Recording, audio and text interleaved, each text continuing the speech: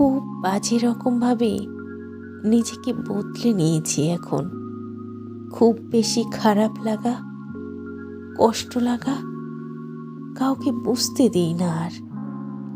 এখন আর মন খারাপ হলে কাউকে বলা হয় না। কথা খরচ করতে আগের মতো ভালো লাগে না যেন। হয়তো আর পারি না। আবেগগুলো ভীষণ রকম অবহেলিত, অনুভূতিরাও মূল্যহীন, চাহিদাগুলোও তুচ্ছ হয়েছে অনেকবার।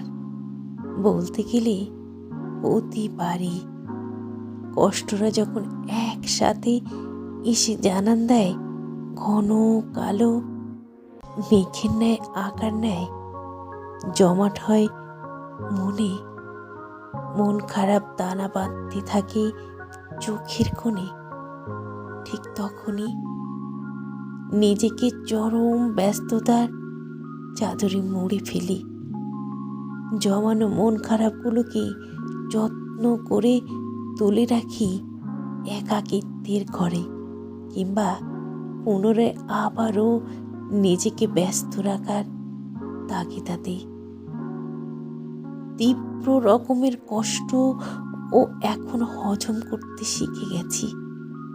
মানুষ বোধহয় সহ্য করার ক্ষমতা হয়ে গেলে তখন আর কোনো কষ্টই তাকে স্পর্শ করতে পারে না। কেউ হাজার অপমান করে কথা বললেও গায়ে লাগে না, কারণ একটা মানুষ যখন তীব্র কষ্টের সময়গুলো পার করে, তার সাথে সাথে সে মানুষটা মনের দিক থেকে অনেক স্ট্রং হয়। যে মানুষ একবার খারাপ সময় জয় করতে সক্ষম হয়েছে, সে তার লক্ষ্যে পৌঁছাতে কোনো বাধা আসতে দেয় না। সব খারাপ সময়ে জীবন শেষ হয়ে যায় না, বরং খারাপ সময় আপনার জীবনের সেরা পথটি তৈরি করে দেয়।